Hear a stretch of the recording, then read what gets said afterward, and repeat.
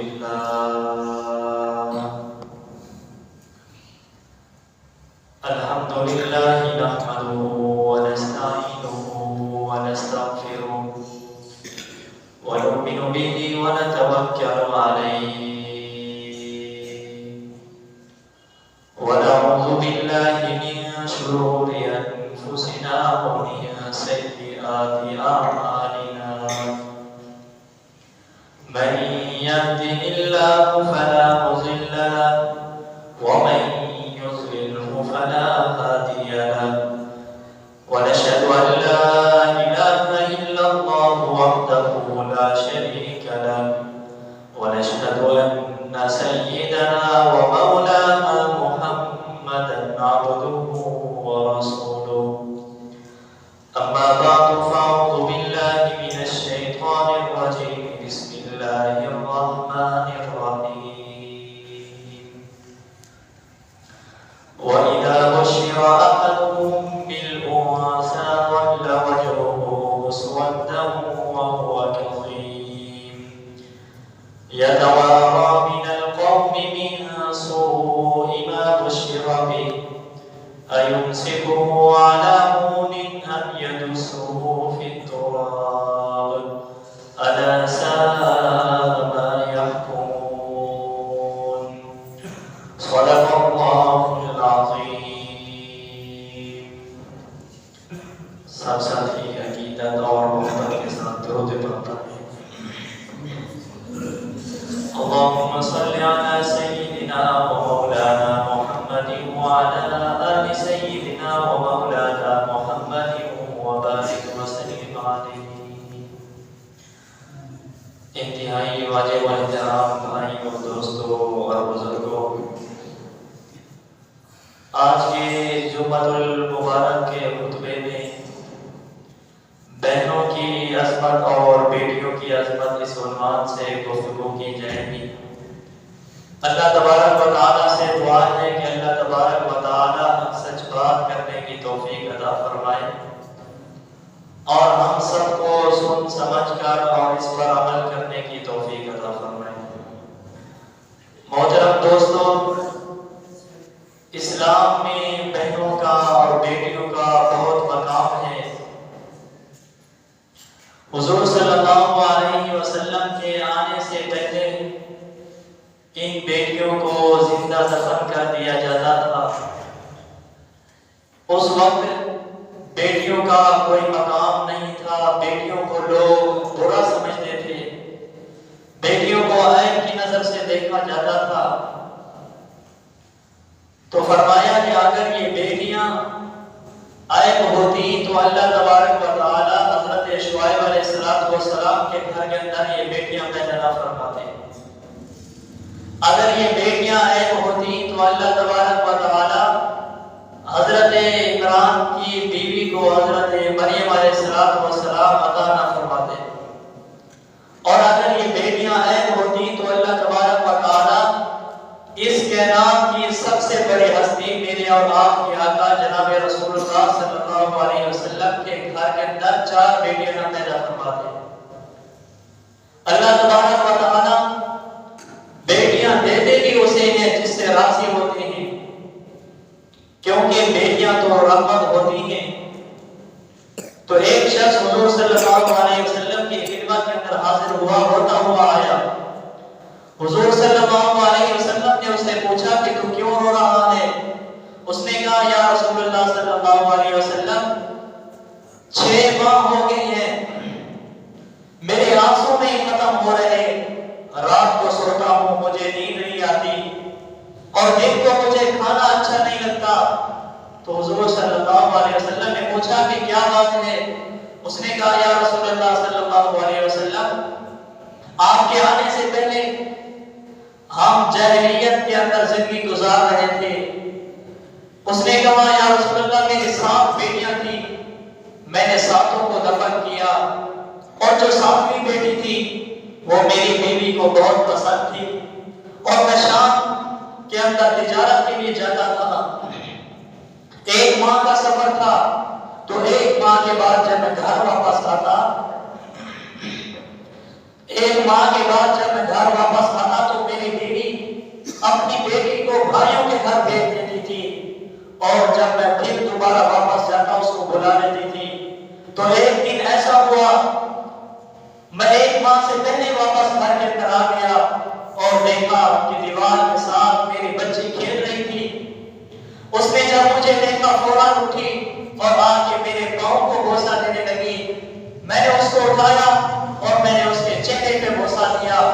وہ رونے لگ گئی اور ماں کو کہنے لگی کہ امی تو کہتی تھی کہ تیرا باپ ظالم ہے، دیکھ تو صحیح میرا باپ میرے ساتھ کتنا پیار کر رہا ہے۔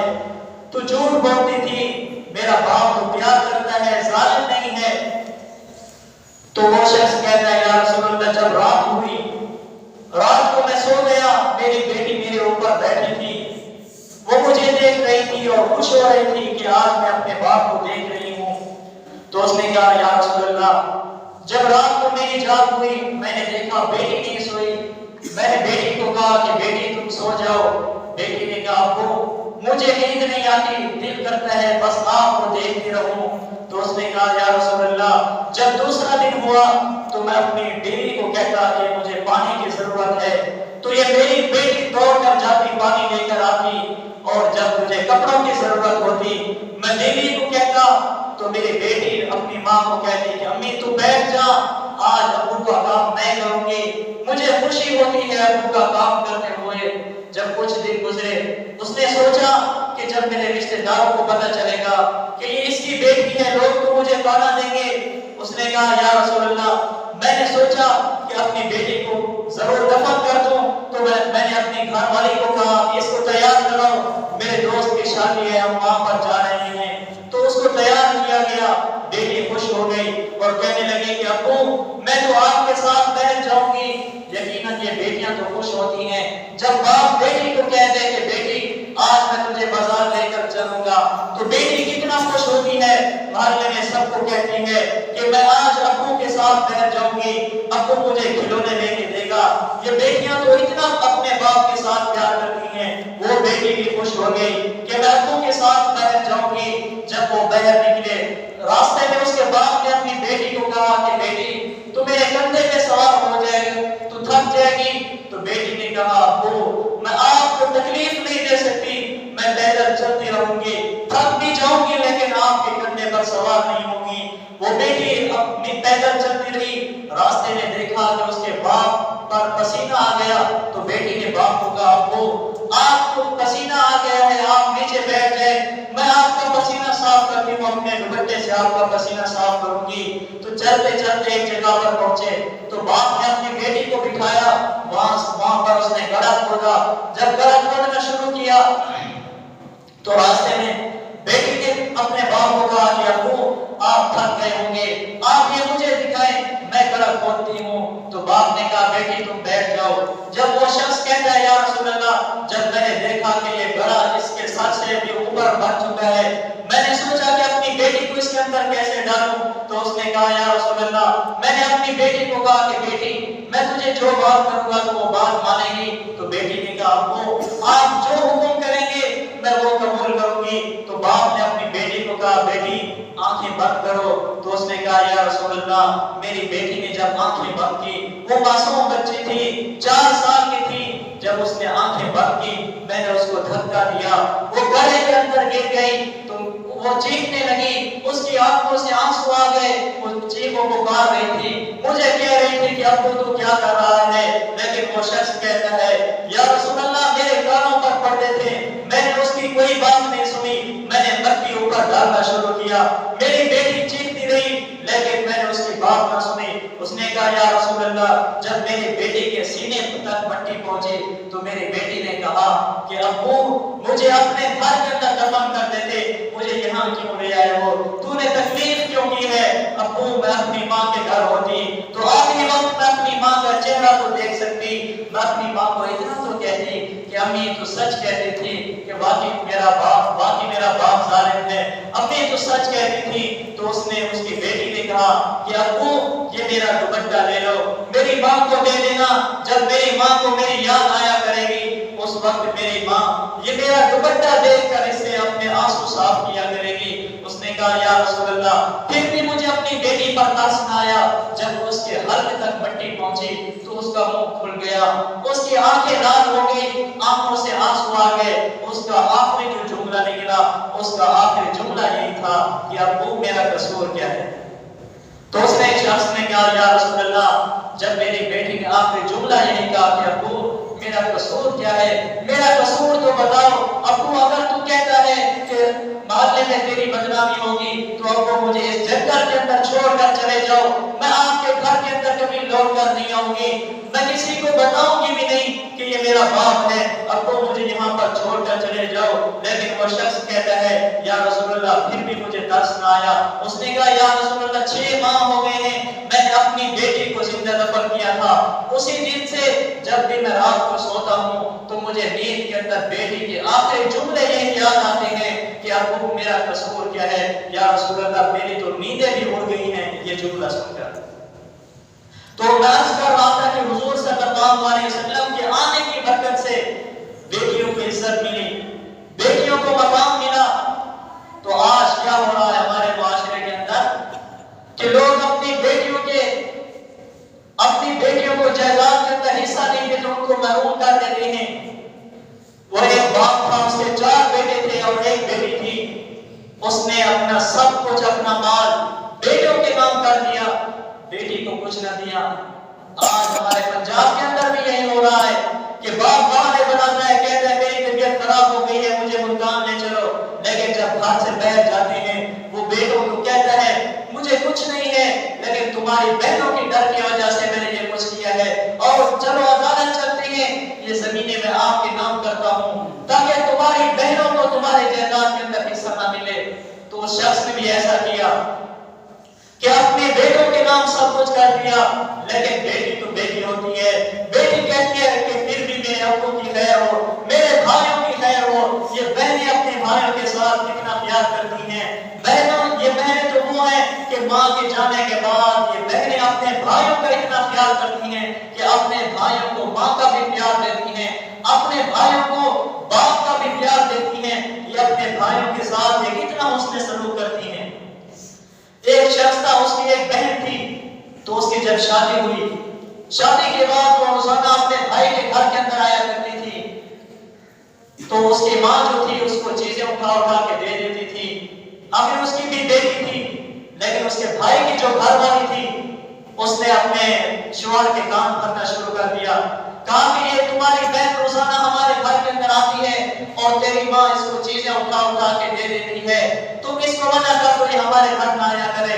تو بھائی نے اپنی ماں کو کمرے کے اندر بلایا, ادھر سے بہن بھی آ گئی اور بہن آ کے پیر صحن پہ بیٹھ گئی, اور وہ بھائی اپنی ماں کو کہہ رہا تھا کہ امی یہ میری بہن روزانہ میرے گھر کے اندر کیوں آتی ہے, اس کو تم روک دو, یہ کبھی کبھی آیا کرے, خوشی کے موقع پہ آیا کرے یا غمی کے موقع پر آیا کرے, روزانہ ہمارے گھر کے اندر آیا نہ کرے. لیکن بہن نے جب یہ جملے سنے, بہن کی آنکھوں سے آنسو آ گئے, وہ اٹھ کر اپنے گھر کے اندر چلی گئی. جب کچھ دن گزرے, ماں گئی بیٹی کے گھر کے اندر, بیٹی سے پوچھا کہ بیٹی اب میرے گھر کے اندر کیوں نہیں آتی.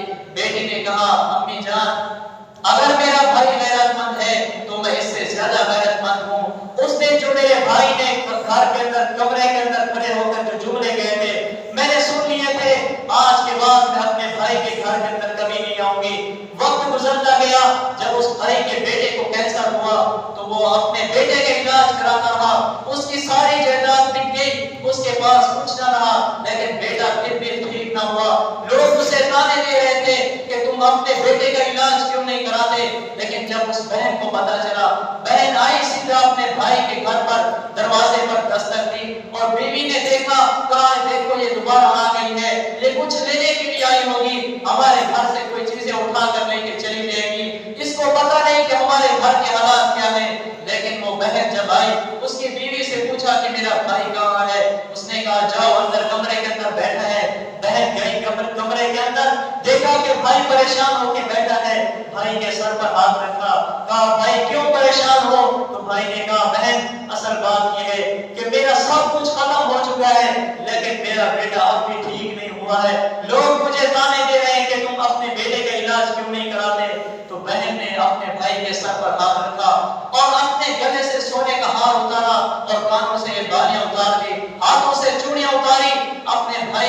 گود میں رکھ دیے. کہا بھائی جب یہ بہنیں ساتھ پر ہو تو بھائی کبھی پریشان نہیں ہوا کرتے. تو دیکھیں یہ بہنیں اپنے بھائیوں کے ساتھ کتنا پیار کرتی ہیں.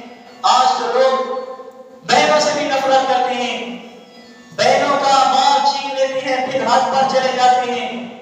ارے ایسے ہمارے حج کا کیا فائدہ, ایسے عمرے کا کیا فائدہ کہ بہنوں کی زمینوں پہ ناجائز قبضے کیے ہوئے ہیں. جب عید کا موقع آتا ہے آپ دیکھتے ہیں یہ باپ کے جانے کے بعد یہ بہنیں اپنے بھائیوں کا انتظار کرتی ہیں. بہنوں کو پتا ہوتا ہے کہ میرے باپ کے بعد اگر یہ میرا سہارا ہے تو میرا بھائی ہے سہارا. جب عید کا دن آتا ہے یہ بہنیں صبح سے انتظار کرتی ہیں شام تک, خوش ہوتی ہیں کہ آج ہمارا بھائی ہمارے گھر کے اندر آئے گا. لیکن جب شام کو سورج غروب ہوتا ہے بہنوں کی آنکھوں سے آنسو آ جاتے ہیں کہ ہم نے جس بھائی کا سارا دن انتظار کیا آج وہ بھائی ہمارے گھر کے اندر لوٹ کے نہیں آیا. لگتا ہے ہمارے بھائی, میرا بھائی مجھے بھول چکا ہے. یہ بہنیں تو اپنے بھائیوں کا اتنا انتظار کرتی ہیں, لیکن یہ بھائی ہوتے ہیں جن کو اپنی بہنوں کی فکر نہیں ہوتی. یہ بہنیں تو اپنے بھائیوں کا اتنا خیال کرتی ہیں, یہ تو ماں بن جاتی ہیں, اپنے بھائیوں کا اتنا خیال کرتی ہیں, اپنے بھائیوں کو کبھی پریشان نہیں ہونے دیتے.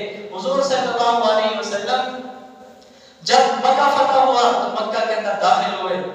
مکہ کے بڑے بڑے چودھری کہہ رہے تھے, بڑے بڑے تاجروں نے کہا کہ یا رسول اللہ آپ ہمارے گھر کے اندر تشریف لے آئے, یہاں پر آپ کے لیے اعلیٰ بستر ہوں گے, اعلیٰ کھانے ہوں گے, آپ ہمارے گھر کے اندر تشریف لے آئے.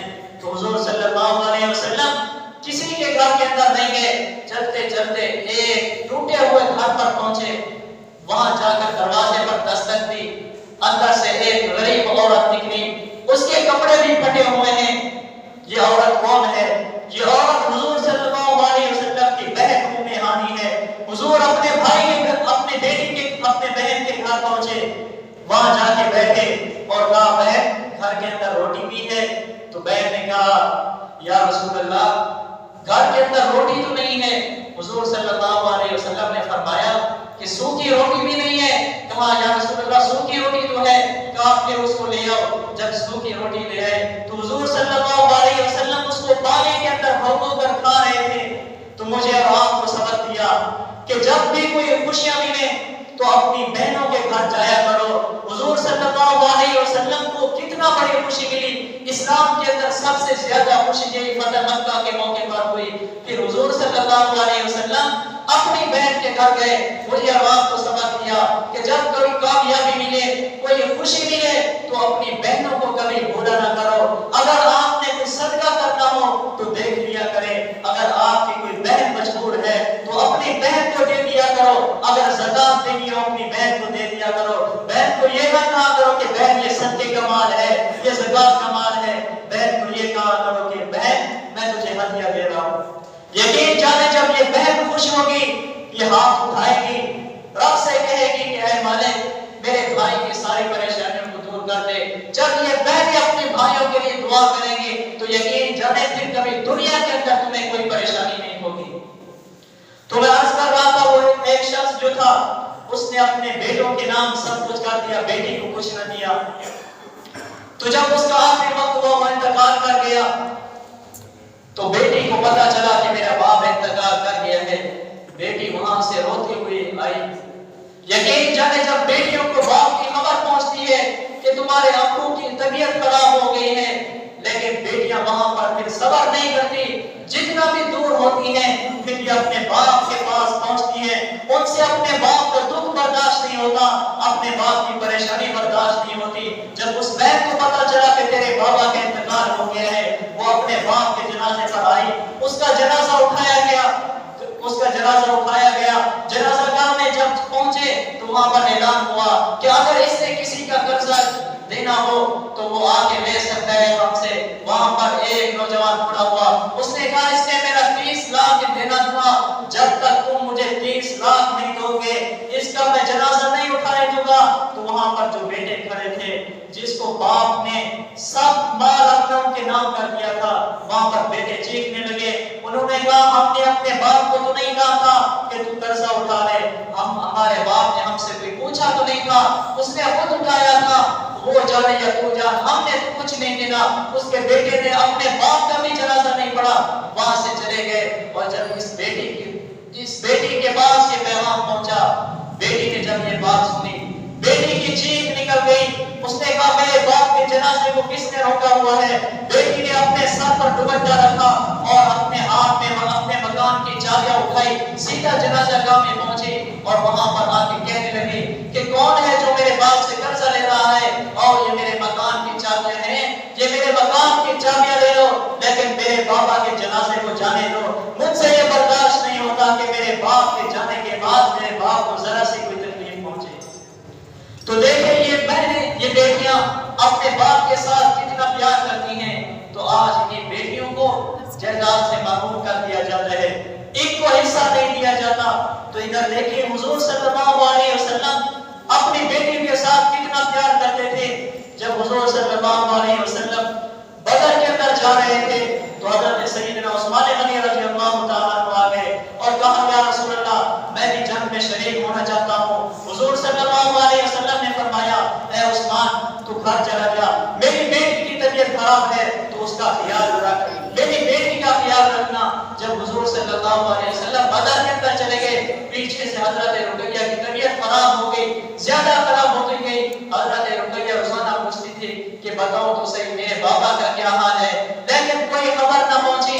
حضرت عثمان کو کہا کہ تم جاؤ بدر کے راستے پر وہاں کھڑے ہو جاؤ، پتہ تو کر کے میرے بابا کا کیا حال ہے۔ حضرت عثمان گئے، شام کو واپس آ کے کہا تیرے بابا کا کوئی پتہ نہیں ہے۔ تو حضرت رقیہ کو جب یہ بات کا پتہ چلا، اس کو اپنا دکھ بھول گیا، اپنا غم بھول گیا، آسمان کی طرف نظریں اٹھائی، آنکھوں سے آنسو آ گئے، کہا یا اللہ میرے بابا کی خیر ہو، میرے بابا کی ہر مشکل کو دور کر دے۔ حضرت رقیہ بھی انتقال کر گئی۔ جب حضور صلی اللہ علیہ وسلم جنگ سے فتح حاصل کر کے واپس آئے، مکہ کے اندر داخل ہوئے، دیکھا کہ سب لوگ استقبال کے لیے آئے ہوئے ہیں۔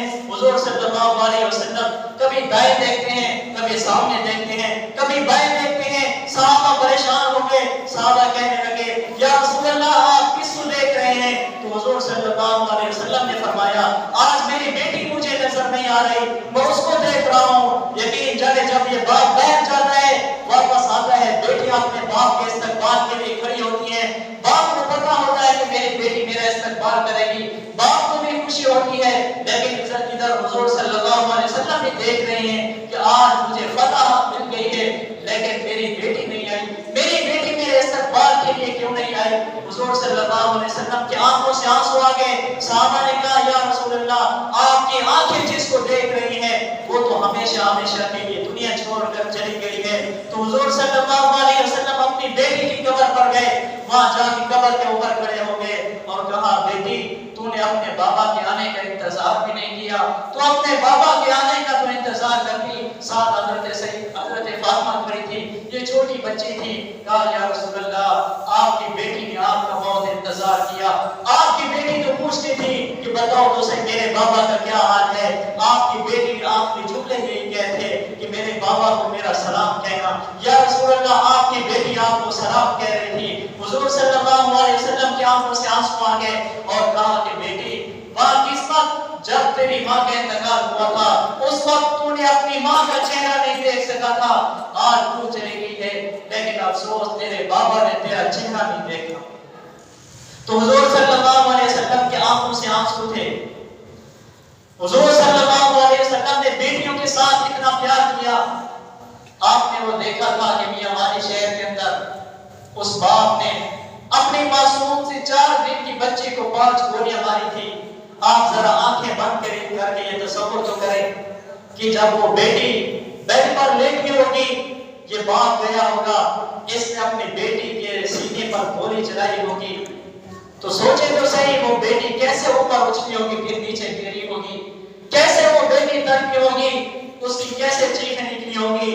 جب قیامت کا دن ہوگا ہر آدمی اپنا نامہ اعمال لے کر آئے گا، لیکن یہ معصوم بچی بھی قیامت کے دن آئے گی، اس کے ہاتھ میں 5 گولیاں ہوں گی، یہ حضور صلی اللہ علیہ وسلم کا دامن پکڑ کر اللہ کے پاس لے جائے گی اور کہے گی یا اللہ تیرے محبوب کو سفارشی بنا کر لے آئی ہوں، میرے باپ سے تو بدلہ لے لے، اس سے اتنا تو پوچھ لے، اس نے مجھے دنیا کے اندر ہنسنا نہیں دیا تھا، میرا قصور کیا تھا، میں نے اس کا کیا بگاڑا تھا، میں نے کون سی اس کی عزت خراب کی تھی کہ اس نے میرا بھی حیا نہ کیا تھا، یہ معصوم چہرے پر اس نے کیسے 5 گولیاں چلائی تھی۔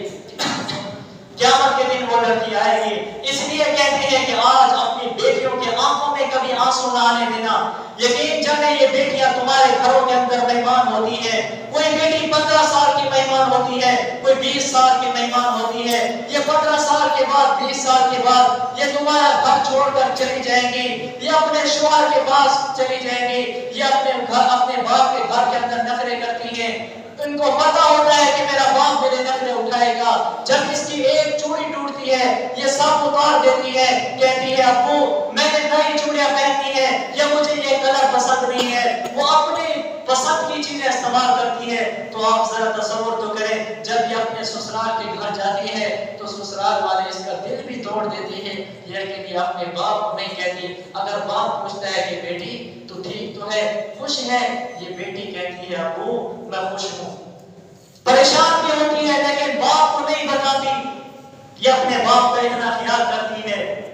جب حضرت سیدنا حضرت فاطمہ رضی اللہ تعالیٰ عنہ کا رخصتی کا وقت ہوا، اس وقت حضور صلی اللہ علیہ وسلم کبھی اپنی بیٹی کے کمرے کے اندر جاتے، پھر باہر آتے، دل پر پتھر رکھے ہوئے ہیں، جب بڑے روتے ہیں پھر چھوٹے بھی رو پڑتے ہیں۔ حضور صلی اللہ علیہ وسلم نے اپنے آپ کو مضبوط کیا ہوا ہے۔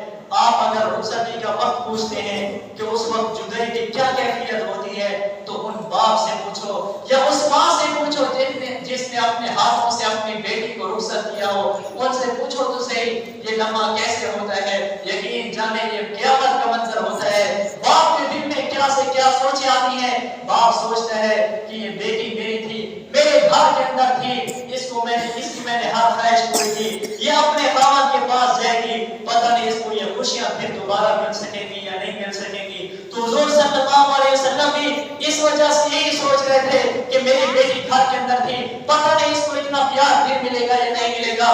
جب حضرت ام سلمہ نے کہا کہ اے فاطمہ کاش آج تیری ماں خدیجہ ہوتی، وہ تجھے اپنے ہاتھوں سے رخصت کرتی، تو حضرت فاطمہ کی آنکھوں سے آنسو آ گئے، حضرت فاطمہ کی چیخ نکل گئی، حضور صلی اللہ علیہ وسلم بھی رونے لگے اور کہنے لگے کہ اے بیٹی تیری ماں کی مثل کون ہو سکتا ہے، تیری ماں تو وہ ہے جب لوگوں نے مجھے تانے دیے، لوگ مجھے جھوٹا کہتے تھے، تیری ماں مجھے سچا کہتی تھی، لوگ مجھے پتھر مارا کرتے تھے، تیری ماں تو اپنا دوپٹہ پھاڑ پھاڑ کر منہ پٹی کرتی تھی۔ کہا بیٹی صبر کرو، تم علی کے پاس جا رہی ہو، میں نے علی کا تقویٰ دیکھا ہے، میں نے علی کا مال نہیں دیکھا، میں نے اس کی دولت نہیں دیکھی، میں نے صرف اس کا تقویٰ دیکھ کر تمہاری شادی کی ہے۔ بیٹی کبھی اس کی شکایت نہ کرنا، کبھی شکوہ نہ کرنا، کبھی گیلا نہ کرنا، اپنی بیٹی کو یہی نصیحت کی۔ آج اگر ہر باپ اپنی بیٹی کو یہی نصیحت کرے تو یقین جانے پھر یہ گھر برباد نہیں ہوگے، پھر یہ گھر اجڑیں گے نہیں، پھر یہ گھر آباد ہو جائیں گے۔ آج تو باپ اپنی بیٹی سے کہتا ہے کہ بیٹی تم ہمارے گھر کے اندر آ جاؤ، عدالتوں کے چکر ہم سمیٹ لیں گے۔ اپنی بیٹیوں کو یہی نصیحت کرو کہ بیٹی تم نے اس کے ساتھ رہنا ہے۔ اور ایک بات کو یہ بھی خیال کرنا کہ جس طرح آج تم اپنے بیٹوں سے پوچھتے ہو کہ بیٹا تمہیں فلاں کی لڑکی پسند ہے یا نہیں ہے، تو بیٹا اپنی پسند کی شادی کرتا ہے، اسی طرح تم اپنی بیٹیوں سے بھی پوچھ لیا کرو کہ بیٹی ہم تمہاری شادی فلاں جگہ پہ کر رہے ہیں، تیرا دل بھی مانتا ہے یا نہیں مانتا۔ زبردستی جب ان کی شادی کرو گے تو یقین جانے پھر گھر برباد ہو جائیں گے۔ اگر بیٹی کا تو بھی دل ہوتا ہے، اس نے بھی زندگی گزارنی ہوتی ہے، جب زبردستی شادی ہوتی ہے پھر یہ گھر برباد ہو جاتے ہیں۔ لاہور کے اندر ایک شخص تھا، اس نے اپنی بیٹی کی شادی کی، وہ بیٹی اس کی انجینئر تھی، لڑکا ایک افرا قسم کا تھا، اس نے اس کے ساتھ شادی کر دی۔ بیٹی نے پہلے اپنے باپ سے کہا تھا کہ ابو میری اس کے ساتھ شادی نہ کرو، ابو ہمارے آپس کے اندر نہیں بنے گی، ہمارا پیار نہیں ہوگا۔ باپ نے زبردستی کر کے بیٹی کی شادی کر دی۔ جب اس کی شادی ہوئی پھر کچھ دن کے بعد وہ بیٹی رو کر گھر کے اندر آ گئی، باپ کے گھر کے اندر پہنچی، باپ کو کہا کہ ابو میں نے منع کیا تھا میری شادی نہ کرو۔ باپ پھر بھی اس کو ڈانٹ کر اس کے گھر پہنچا کے آیا۔ 3-4 سال کے بعد جب اس کے گھر کے اندر بیٹی پیدا ہوئی تو وہ خوش ہو گئی کہ 3 سال کے اندر میرا شوہر کبھی آ کے مجھے اس نے خوشی کے کوئی الفاظ نہیں کہے، آج اس کی بیٹی پیدا ہو گئی ہے، آج یقیناً یہ میرے پاس آ رہا ہے، کوئی تو خوشی کے الفاظ کہے لیکن جب اس کا شوہر اس کے پاس آیا، اس کے شوہر نے صرف ایک جملہ کہا تم میرے گھر سے چلی جا، تجھے میں طلاق دیتا ہوں، تو میرے گھر کے اندر کبھی لوٹ کر آنا۔ اس کے آنکھوں سے آنسو آ گئے اور باپ نے کہا، باپ نے بیٹی کو مبارک دی، کہا بیٹی مبارک ہو، تمہارے گھر کے اندر بچی پیدا ہو گئی ہے۔ تو وہ اس کی بیٹی رونے لگی، کہا ابو کس چیز کی مبارک مجھے دے رہے ہو؟ اس نے کہا تمہارے گھر کے اندر بچی پیدا ہوئی ہے۔ کہا میری بیٹی کی تو مجھے مبارک دے رہے ہو، لیکن تمہاری اپنی بیٹی کا گھر اجڑ چکا ہے۔ وہ باپ رونے لگا، اس نے کہا کاش میں اس دن اپنی بیٹی کا اس کے ساتھ نکاح نہ کرتا، اس لیے اپنی بیٹیوں سے بھی پوچھ کر ان کی شادی کیا کرو کہ تمہارا رشتہ فلاں جگہ پہ کر رہے ہیں۔ جب اپنی بیٹی سے پوچھو گے پھر ان دونوں کے درمیان محبت پیدا ہوگی، پھر یہ گھر برباد نہیں ہوگے، یہ گھر آباد ہو جائیں گے۔ اپنی بیٹیوں سے محبت کیا کرو۔ یقین جانے یہ مہمان ہوتی ہیں، یہ ہمیشہ ہمیشہ کے لیے پھر اپنے شوہر کے پاس چلی جاتی ہیں، پھر ان کو یہ پیار کبھی نہیں ملتا، ان کو باپ کا پیار یاد آتا ہے۔ ایک باپ تھا، وہ اپنے بیٹے کو ملنے کے لیے گیا اس کے پاس، جب گجرانوالہ اڈے پر پہنچا، رات کا وقت ہے، اس نے اپنے بیٹے کو کال کی، کہا بیٹا میں اڈے پر آیا ہوا ہوں، مجھے لینے کے لیے آ جا۔ بیٹے نے کہا بابا تجھے پتہ نہیں ہے رات کا کتنا وقت گزر چکا ہے، اب میں کیسے ہوں تجھے لینے کے لیے؟ تو رات یہاں پر یا اڈے پر گزار لے، میں صبح کو آؤں گا تجھے لینے کے لیے۔ باپ کی آنکھوں سے آنسو آ گئے۔ پولیس والوں نے پوچھا کہ بابا جی خیریت تو ہے؟ اس نے کہا میں اپنے بیٹے کو ملنے کے لیے آیا تھا، لیکن میرے بیٹے نے مجھے ملنا بھی گوارا نہیں کیا۔ تو اس سے پوچھا کہ تمہارا کوئی اور نہیں ہے؟ اس نے کہا میری ایک بیٹی ہے، وہ 30 کلومیٹر دور رہتی ہے۔ اس کا جو بیٹا تھا وہ 4 کلومیٹر دور رہتا تھا، لیکن بیٹا اس کو لینے کے لیے نہ آیا۔ پولیس والوں نے کہا اس کا نمبر دے دو۔ اس کی بیٹی کو جب کال کی، بیٹی نے باپ کی آواز سنی، بیٹی کی چیخ نکل گئی، کہا ابو تم کس جگہ پر کھڑے ہو؟ تو اس کے باپ نے کہا میں فلاں جگہ پہ کھڑا ہوں، تمہارے بھائی کو کال کی ہے، تمہارے بھائی نے مجھے ملنا بھی گوارا نہیں کیا۔ اس نے کہا تم رات وہاں پر گزار لو، میں صبح کو آؤں گا۔ بیٹی کی چیخ نکل گئی، بیٹی نے کہا ابو تم یہاں پر کھڑے ہو جاؤ، میں ابھی آ رہی ہوں، تم تھوڑا سا تو انتظار کر لو۔ لیکن بیٹی اپنے باپ کے پاس پہنچی، وہ بیٹا نہ آیا۔ جس جو باپ اپنے بیٹوں کو جائیداد تقسیم کر دیتا ہے، بیٹیوں کو کچھ نہیں دیتا، دیکھیے یہ بیٹیاں اپنے باپ کے ساتھ کتنا پیار کرتی ہیں۔ اس لیے اتنا پیار کرنا، اپنی بیٹیوں کو ان کا حق دے کر جانا۔ یقین جانے اگر تمہارے جانے کے بعد تمہاری بیٹی نے تمہیں یاد کر کے ایک آنسو بھی بہا لیا تو یاد رکھو تمہارے لیے قبر کے اندر کروٹیں لینا مشکل ہو جائے گا۔ اگر بیٹی نے اوپر کھڑے ہو کے جنازے کو اوپر کھڑے ہو کے ایک آنسو کا قطرہ بھی بہا لیا، وہ آنسو گر کر تمہارے کفن پر گر گیا تو قبر کے اندر ایک رات بھی گزارنا مشکل ہو جائے گا۔ اس لیے اپنی بیٹیوں کے آنکھوں میں کبھی آنسو نہ آنے دینا، اپنی بیٹیوں کو اتنا پیار دو کہ وہ تمہارے جانے کے بعد تمہیں یاد کر کے خوش ہوں، تمہارے لیے دعائیں کریں۔ جب یہ بیٹی اپنے باپ کے لیے ہاتھ اٹھائے گی تو یقین جانے پھر اللہ تمہاری قبروں کو بھی ٹھنڈا کر دے گا۔ اللہ تبارک و تعالیٰ سے دعا ہے، میں نے جو کچھ کہا آپ نے سنا، اللہ تعالیٰ مجھے بھی اور آپ کو اس پر عمل کرنے کی توفیق دے۔